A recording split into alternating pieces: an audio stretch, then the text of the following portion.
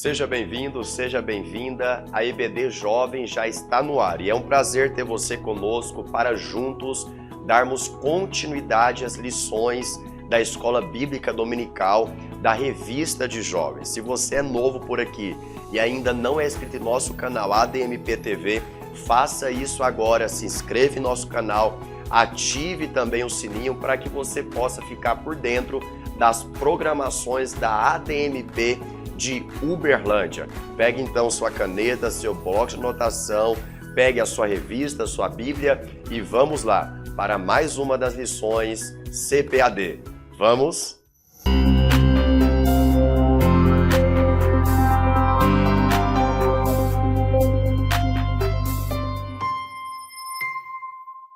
Hoje nós falaremos sobre a sexta lição. Mas olha, se você ainda não deixou seu like, deixa seu joinha nesse vídeo aqui embaixo e deixa também seu comentário. Você já sabe, é importante para nós, para que possamos alcançar engajamento desse vídeo, dessa aula, desse subsídio da EBD Jovem. Sempre nós temos interagido à medida do possível. E se você tiver alguma dúvida também, assim como em algumas aulas anteriores, teve alguém que expressou uma dúvida, nós estamos prontos e disponíveis e dispostos para sanar essas dúvidas e trazer o máximo possível de embasamento para que você possa lecionar essa aula, a aula da Escola Bíblica Dominical, lição de número 6, que será lecionada no dia 6 de novembro de 2022, que leva também como título Exemplos de Liderança Feminina. Pois bem, hoje nós falaremos sobre lideranças femininas. Você que tem nos acompanhado nas aulas anteriores, você já sabe que a revista do quarto trimestre nós estamos falando a respeito de liderança na Igreja de Cristo e também do exemplo de algumas lideranças na Bíblia Sagrada. Nós já falamos, por exemplo, da liderança de Moisés, da liderança de Josué, da falta e do perigo da falta de um líder e agora nós falaremos a respeito da liderança feminina. E que aula preciosa que nós estamos diante. O texto principal se encontra no segundo livro de Crônicas, capítulo de número 34, versículo de número 22, que diz assim: Então Ilquias e os enviados do rei foram ter com a profetisa Uda, mulher de Salum. Resumo da lição nos diz assim, olha que resumo precioso, hein?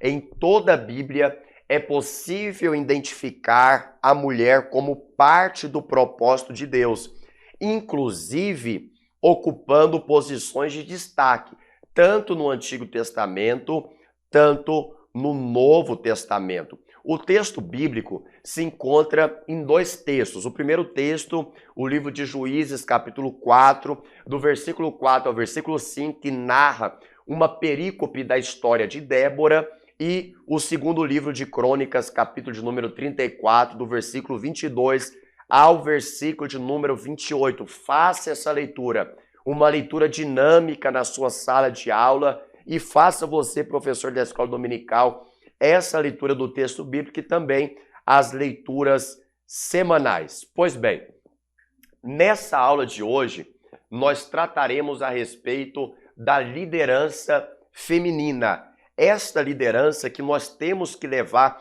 em consideração. E é claro que nós temos que levar em consideração, porque é impossível fazer uma análise sincera sobre a liderança na Bíblia Sagrada sem levar em conta o exemplo de mulheres de Deus que foram extremamente importantes. Por exemplo, Sara, Raabe, Débora, Ruth, Ana, Esther, entre outras mulheres que expressaram um papel de liderança significativo, assim tanto como homens também na Bíblia Sagrada. Mas tem pessoas e mulheres que não aparecem os seus nomes nas Escrituras Sagradas, mas que também foram de tamanha importância. Nós podemos citar, por exemplo, a mãe de Sansão, em Juízes capítulo 13, versículo 2, que foi uma grande líder como mãe para instruir, para ensinar Sansão nos preceitos que ele deveria seguir. Nós podemos também citar um outro exemplo de uma mulher que exerceu um papel de liderança por um momento na casa ali de Naamã, muito importante, que foi aquela menina que saiu de onde ela estava e foi levada como empregada da casa de Naamã, foi levada como escrava para a casa de Naamã e trouxe uma informação extremamente útil para aquele general, para a casa, para a esposa daquele homem de influência daquela época. Ela exerceu uma liderança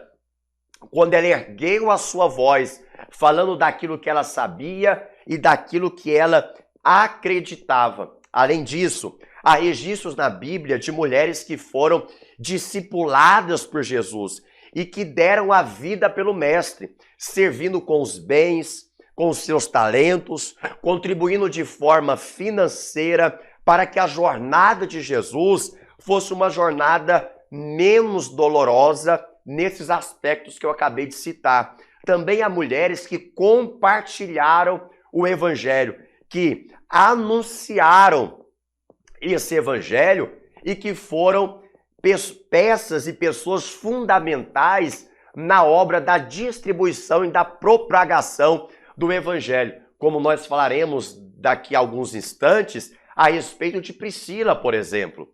A propósito, a história das Assembleias de Deus no Brasil está repleta de mulheres que contribuíram de maneira magnífica para o avanço e a propagação da mensagem pentecostal. Quando nós olhamos não somente para a história das Assembleias de Deus, mas também para a conclusão e a construção do inário da harpa cristã, que é aquele a qual nós utilizamos em nossos cultos, em nossas reuniões assembleianas, uma das autoras dos hinos que foi de grande importância foi a Frida Wingre, que escreveu, por exemplo, o hino 126 da nossa harpa cristã. Isso é extraordinário. Mulheres que marcaram a história de modo geral. Mulheres que marcaram a história das Assembleias de Deus no Brasil, que já passou dos seus 100 anos, já passou do seu centenário e tem percorrido até os nossos dias. Mulheres que foram mulheres de fibra, mulheres de convicções, mulheres que mesmo anônimas foram usadas por Deus de maneiras extraordinárias, mulheres sensíveis à voz de Deus. E eu ouso dizer que a igreja, ela tem percorrido e alcançado fronteiras, rompido com fronteiras, ido até lugares que antes era inalcançável pelos homens, através do evangelho, entrado nesses lugares por causa de mulheres que têm orado, que têm sido sensíveis à voz de Deus e que têm tido uma mensagem profética nos lábios e de direcionamento para a igreja brasileira e a igreja mundial. Bom, falando isso, nós podemos adentrar o tópico inicial, que traz como tema a mulher nas escrituras sagradas. Tanto o homem quanto a mulher, grave isso, tanto o homem quanto a mulher possui a imagem e a semelhança de Deus. Nós vemos isso, por exemplo, em Gênesis capítulo 1, versículo de número 27, em Gênesis capítulo 5, do versículo 1 ao versículo 2, que o homem e a mulher foram feitas à imagem e à semelhança de Deus. Uma vez que o homem provém da mesma fonte que a mulher provém, que é Deus, não há diferença de valor e não há diferença de importância entre ambos. A fonte é a mesma, Deus. E sendo a fonte a mesma do homem e da mulher, da sua criação, não há diferença de valor e não há diferença de importância. Até mesmo existe uma tradição judaica que fala a respeito da criação da mulher e a criação da mulher ter sido através da costela do homem. Há uma tradição que diz assim, ora, a mulher não foi feita de um osso dos pés do homem para que o homem não se sentisse superior à mulher, porque a mulher não é feita para ser pisada. A mulher também não foi feita de uma parte do osso do crânio ou da cabeça do homem para que a própria mulher não se sentisse acima do homem.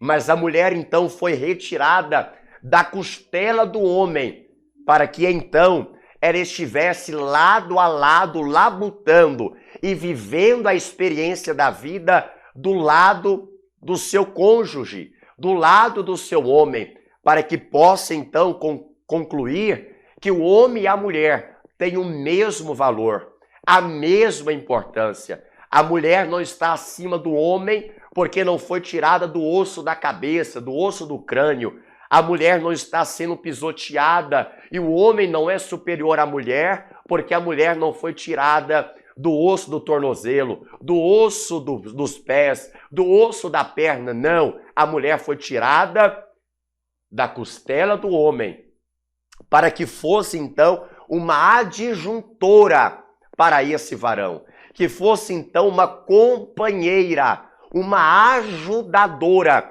que estivesse lado a lado. E ainda eu vou além. A mulher foi feita da costela do homem, porque a costela está debaixo dos braços do homem, para que então o homem tenha o papel fundamental de proteger a sua mulher, de proteger a sua esposa, de trazer alento, acalento, abrigo, proteção e segurança para esta mulher. O Senhor, em todo aspecto da Bíblia Sagrada, mostra a importância de mulheres. Quando nós olhamos e voltamos o nosso olhar para Gênesis no capítulo 16 e no capítulo de número 21, nós vemos a mulher pelo nome de Agar, que quando precisou de um socorro da parte do Eterno, recebeu esse conforto, recebeu esse socorro de Deus no deserto. E Deus ofereceu direção, Deus ofereceu proteção, Deus ofereceu cuidado para esta mulher e para o filho desta mulher. Enquanto algumas pessoas que distorcem a Bíblia dizem que o olhar estava apenas para Abraão, Deus está nos mostrando a preocupação que ele tinha com a mulher pelo nome de Agar. Quando nós voltamos os nossos olhos, por exemplo, para a história de Jesus e as mulheres, vemos que Jesus curou mulheres. Como, por exemplo, Lucas capítulo 8, versículo 43 ao versículo 48, Lucas capítulo 13, do versículo 10 ao versículo de número 13, Jesus, além de ter curado, libertou mulheres. Isso traz como referência Mateus capítulo 15, versículo de número 21 ao versículo de número 28, Lucas capítulo 8, do versículo de número 2, você observa isso. Por exemplo, a cura da sogra de Pedro, que nós já falamos, ainda nessa revista que nós temos visto. Então Jesus curou, Jesus libertou, Jesus perdoou mulheres.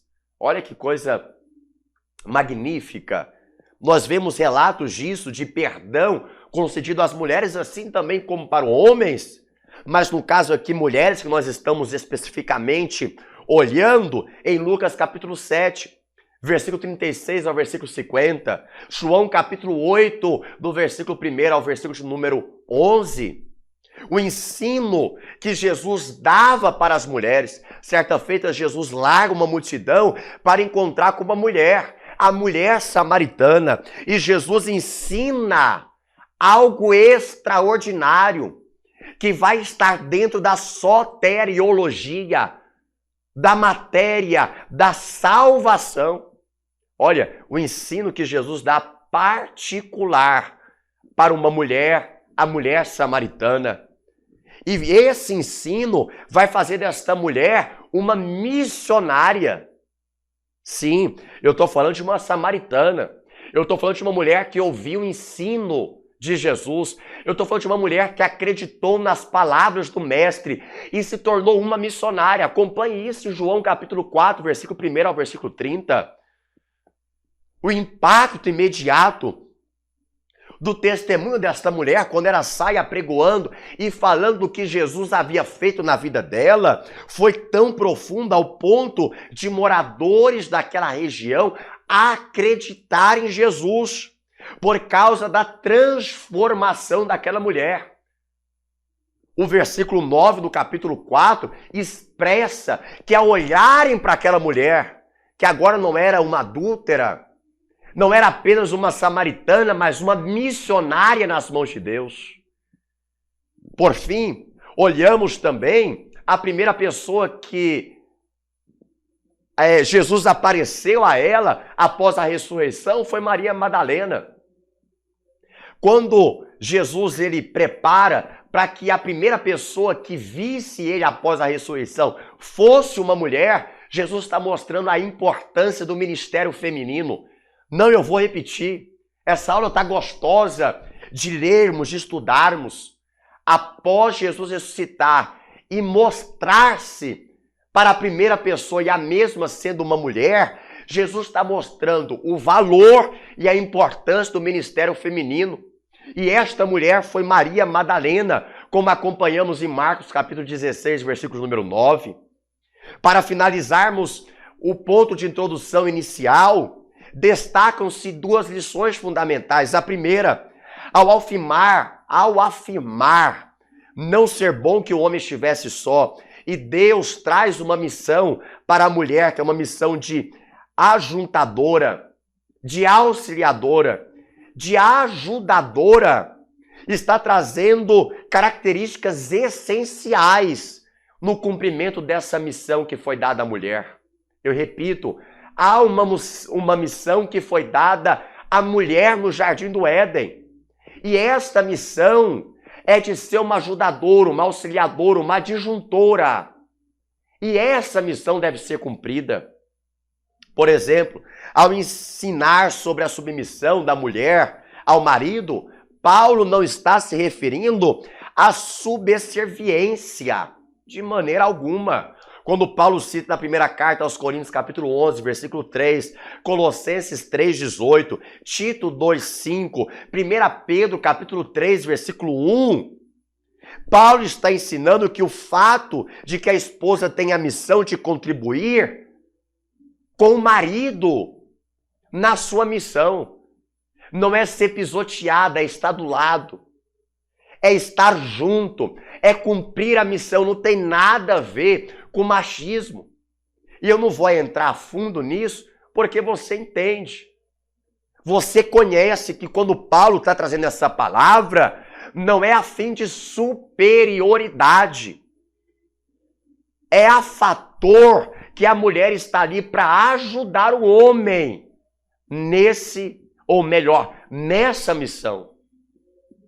Assim nós podemos, então, entender o tópico de número 2 dessa revista, propriamente dita dessa lição, que fala sobre mulheres na liderança. E eu gostaria de falar, como eu pautei aqui no nosso slide, a respeito de 4 mulheres. A primeira mulher, Débora. Débora foi uma mulher fantástica na Bíblia, que exerceu uma liderança feminina de forma brilhante. Ora, Débora liderou Israel como profetisa e como juíza em um tempo difícil que a nação estava passando. Como nós já vimos na aula anterior, o tempo de juízes foi um tempo de altos e baixos, espiritual, moral. Todas as partes e áreas foram tempos que Deus usou profetas, juízes, governadores para livrar o povo da calamidade, mas logo o povo voltava a cair e a enfrentar uma opressão de nações estrangeiras. E Débora foi uma profetisa e juíza dessa época. Débora, além de juíza, além de profetisa, Débora era esposa de Lapidote. Era dona de casa, como no costume daquela época, e provavelmente Débora também era mãe. Então olha os afazeres de Débora. Vamos devagar? Débora era juíza, era profetisa, era esposa, era dona de casa, era conselheira, era pastora das palmeiras que estava entre Ramá e Betel. Além de tudo, provavelmente era mãe. Olha o tanto de afazeres, mas dentre tantas coisas, Débora ainda tinha um tempo de manter o seu relacionamento com Deus. Por isso eu digo, ela possuía habilidades como mediadora, conselheira, consultora. Olha o tanto de atributos na liderança feminina. Exercia uma liderança de sucesso. Atendia o povo, como eu disse, entre as palmeiras de Ramá e as palmeiras de Betel, como nós vemos em Juízes capítulo 4, versículo 5. Um relacionamento notável com Deus, a qual Débora recebia profecias, a qual entregava para os homens, recebia sabedoria, porque pessoas vinham de longe para consultar e apresentar as suas causas perante Débora, e esperavam que Débora trazia uma palavra de direcionamento, uma palavra de conselho, uma palavra de mediação, uma palavra de consultoria para aqueles que viessem até esta mulher. Algumas características dela como líder podem ser citadas. Por exemplo, Débora sabia que era o Senhor que a chamou para uma missão especial, intimidade com Deus. Segunda característica, ela recebeu estratégias de Deus e orientou Baraque, que era o comandante daquele exército do povo de Deus, sobre como o exército deveria se portar-se na batalha. Terceira característica, ela corajosamente aceitou ir ao campo de batalha junto ao exército para enfrentar o inimigo. Baraque disse: Débora, se você não for, eu não vou. Se você não estiver, eu também não estarei. Se você não for conosco, nós não iremos à batalha. Só que tem um detalhe, Débora aqui não é uma guerreira de arma bélica, de espada, de escudo, de lança, não. Débora aqui tem média dos seus 70, 80, 90 anos de idade. Débora era uma senhora de idade. Só que Baraque está dizendo, se você não for, eu não vou. Sabe o que eu aprendo? Que é melhor ter uma mulher cheia do Espírito Santo do seu lado do que muitos homens com armas prontas para a batalha. Eita, eu vou falar isso de novo. Isso vale um glória a Deus aqui no comentário. Posso repetir essa frase? Baraque estava insistindo para que Débora fizesse parte da batalha e fosse ao campo de batalha, porque Baraque entendia, é melhor ter uma mulher cheia do Espírito Santo de Deus do que ter homens com armas prontas para a batalha. A quarta característica da liderança extraordinária de Débora, além de tudo que eu disse para você, apenas pensamentos para que você possa desenvolver após esse estudo, esse subsídio. A quarta característica é, ela não abriu mão da sinceridade. Uma liderança sincera, corajosa, estratégica, íntima do Senhor. Ela não abriu mão da sinceridade e cumpriu com responsabilidade de avisar a Baraque que o mérito da vitória não seria dele, mas Deus daria a vitória para aquele povo através e por intermédio da mão de uma mulher. Quando você olha a história, a partir de Juízes capítulo 4, você vê que a vitória desse povo, quem mata Sísera, é uma mulher pelo nome de Jael. Isso é lindo, irmãos. A Bíblia exalta o valor da mulher, exalta as habilidades das mulheres. E esta batalha é vencida e coroada não por causa de um homem, mas por causa de uma mulher, primeiramente Débora, com estratégias, com ousadia, com responsabilidade, com sinceridade, com intimidade, com conselhos, com veemência diante de um povo que estava fora dos caminhos do Senhor, e também pelas mãos da mulher chamada Jael. Eu, como pregador, já preguei muitas vezes na história de Débora e na história de Jael, mulheres perseverantes que não deixam o inimigo brincar dentro da sua casa. Eita, aqui dá uma mensagem, hein? Mas vamos continuar. A segunda mulher que nós temos é Uda. Uda foi uma mulher de respeito que aparece na história quando Ilquias encontra o livro do Senhor. no tempo da reforma do rei Josias, nós vemos isso segundo Crônicas, capítulo número 32, versículo 22 ao versículo 28, no reinado do rei Josias, Ilquias encontra o livro da lei do Senhor. E Uda, que era conhecida como profetisa, como nós vemos no versículo 14 do capítulo 22, do mesmo livro citado anteriormente, mostra a importância que ela tinha no reinado, porque ela é contemporânea de Jeremias, mas quando Ilquias, os líderes de Josias, procura um profeta, eles vão até Uda, que era uma profetisa, consultar e procurar direcionamento através das palavras de uma mulher, a mulher chamada Uda. Isso nos mostra que aonde o ofício profético era predominantemente de homens, que Deus levanta mulheres comprometidas, sinceras, leais, cheias do Espírito de Deus. Deus escolhe pessoas para um tempo certo, para honrar, para mostrar, para levantar-se com voz profética. E nesse tempo, a mulher escolhida foi Uda. A próxima mulher que nós veremos é Priscila. Ora, Priscila é uma mulher extraordinária, que exerce uma influência, uma liderança e pontos extraordinários e singulares para que possamos aprender com o exemplo da liderança de Priscila.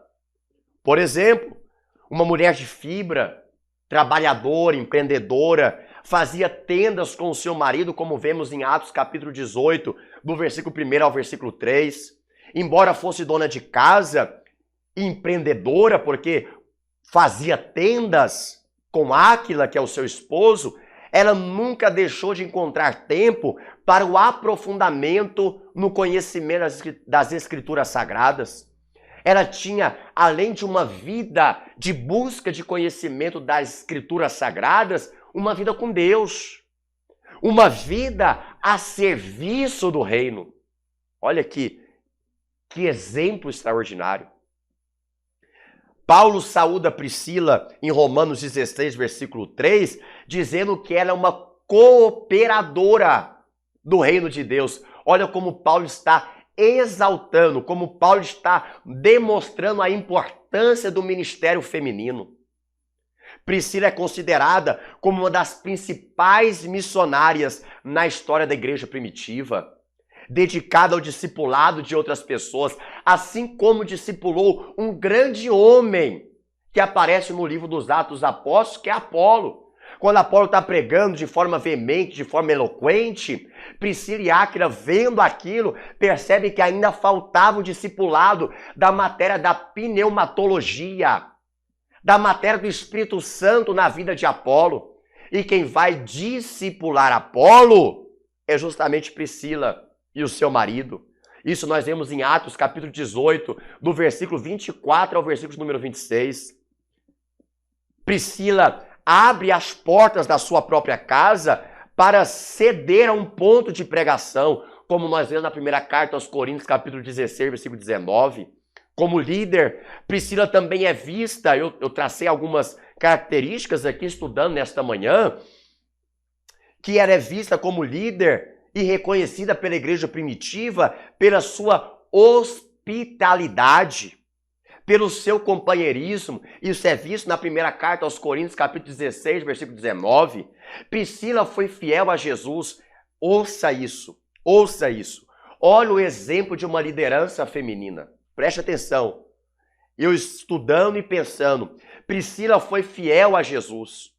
Foi fiel ao reino de Deus.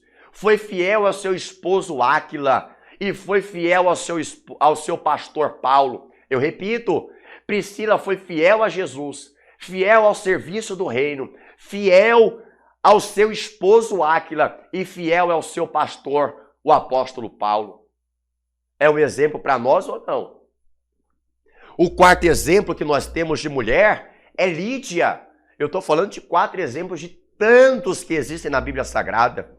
Lídia é natural de Tiatira. Lídia tem sido considerada como uma provável primeira europeia, olha que chique, convertida pelo ministério de Paulo. Logo após Paulo ter a sua segunda viagem missionária e ter tido aquela visão do varão dizendo para ele, passe a Macedônia. Quando Paulo chega à Macedônia, uma das primeiras pessoas evangelizadas e que convertem pelo evangelho é justamente Lídia. Lídia atuava no ramo de púrpura, produto usado pelos ricos, como nós vemos em Lucas 16:19, Apocalipse 17:4, subentendendo-se que ela tinha uma boa condição financeira, ocupava uma posição de destaque na sociedade. E provavelmente, Lídia foi um instrumento muito precioso para a contribuição financeira, para a propagação e expansão do reino. Nós podemos analisar isso melhor em Atos capítulo 17, versículo 4 e versículo 12. Lídia era hospitaleira. Lídia era generosa, como em Atos 16:15. Transmitia mensagens de conforto. Olha, ela era pregadora. Pregadora para pessoas que precisavam de conforto, de consolação. Nós observamos isso em Atos 16:40. Mulheres de Deus como Débora, Uda, como Priscila, como Lídia, outras mulheres que nós não citamos aqui, mas Raabe, que foi uma mulher também que trouxe lições preciosas para nós. Por exemplo, Ruth. E se nós falássemos de Ruth, de Esther, de Ana, de Sara, tanto lições positivas, como também da humanidade dessas mulheres. Mas vamos correr aqui e entrando então no nosso terceiro tópico, uma resposta ao feminismo. E é nesse tópico que eu quero que você redobre a sua atenção. Porque aqui nós vamos entrar no nosso tempo, na atualidade. Ora, a pós-modernidade vem trazendo uma avalanche de falsos valores liberais que advém do movimento feminista. Tenho certeza que você já ouviu falar desse movimento. Algumas pessoas, e às vezes eu olho alguns adolescentes que veem apenas parte do movimento e agarram e dizem que defendem o movimento, como eu já vi muitos adolescentes defendendo o feminismo. O feminismo, quando a gente estuda de maneira profunda, e não só como profunda, mas como a gente estuda o feminismo, nós vemos que tais falsos valores deturpam cada vez mais os ensinamentos e os preceitos e princípios bíblicos. O movimento feminismo, ou do movimento feminista, provém dos movimentos socialistas, marxistas, trazem a religião cristã como opressora das mulheres. O movimento conhecido como feminismo teve influência direta do marxismo, como acabei de dizer, cuja ênfase é a desconstrução da família tradicional, sob o argumento de que esse modelo promove a opressão do homem sobre a mulher, influenciados por escritos de autoras como Simone de Beauvoir. Eu não vou saber falar inglês, eu falei, você até riu aí na sua casa. Mas Simone, esse nome aqui, você colocar escritos feministas, Simone já apareceu o sobrenome dela no Google. E também sobre Judith Butler, que foi uma das grandes pioneiras para esse movimento. Eu repito, a Bíblia, hora alguma, e nos faltaria tempo para falarmos sobre isso, que a Bíblia, hora alguma, vai colocar a mulher por baixo. Essas pessoas, movimentos de feminismo ou de feministas, elas pegam versículos isolados da Bíblia Sagrada, desmontam esses versículos, distorcem esses versículos e dizem que a Bíblia está oprimindo as mulheres, mas de maneira alguma. A Bíblia, como nós vimos até aqui, exalta ou mostra o valor e a importância do ministério, da liderança, da vida de mulheres que foram tão importantes, não somente nos textos bíblicos e passagens bíblicas, mas são importantes para a história da Assembleia de Deus e para a história das igrejas. Inclusive, eu tenho certeza que a minha igreja e a sua igreja são pautadas por grandes mulheres que trouxeram grandes legados e que deixaram grandes histórias para a nossa edificação e para as nossas vidas. Mas se você quiser saber mais sobre o assunto feminista, que eu acho que é muito válido, como eu disse, falta-nos tempo para falarmos sobre o feminismo, para falarmos da maneira que agridem a religião cristã e que distorcem a palavra de Deus. Eu poderia citar cada versículo e defender com base bíblica, mas é apenas um subsídio e o tempo já foi. E eu gostaria de deixar um livro para que você pudesse trazer sempre o melhor conhecimento para os seus alunos. O livro é A Verdade Absoluta, de Nancy Pearcey. Quando você pesquisar sobre esse livro, você vai ver o movimento, o perigo desse movimento feminista. Se você ainda tiver dúvidas sobre esse movimento e sobre como esse movimento tem sido um perigo, até mesmo no meio das adolescentes e jovens da igreja, pesquise sobre esse assunto. Coloque esse assunto no YouTube e veja vídeo de pessoas confiáveis. Porque hoje nós temos uma gama de pessoas, mas nem todas podemos dar ouvidos. Mas pessoas que fazem parte do grupo da CPAD, pastor Rodrigo Silva, que é um arqueólogo, que traz informação sobre esse movimento feminista. E se a Bíblia é machista, coloca aí, pastor Rodrigo Silva, a Bíblia é machista? E você verá a clareza que o pastor Rodrigo Silva, que provavelmente você conhece, ele vai trazer a objetividade da feminilidade na Bíblia Sagrada. Helena Tanuri, que traz a importância e resgata os valores da feminilidade das personagens da Bíblia Sagrada. Se intera sobre esse assunto. E eu tenho certeza, professor e professora, que Deus continuará te usando na explanação da Escola Bíblica Dominical. Se você gostou dessa aula, deixa seu like, deixa seu comentário. E o meu desejo é que Deus continue levantando mulheres como Débora, como Uda, como Priscila, como...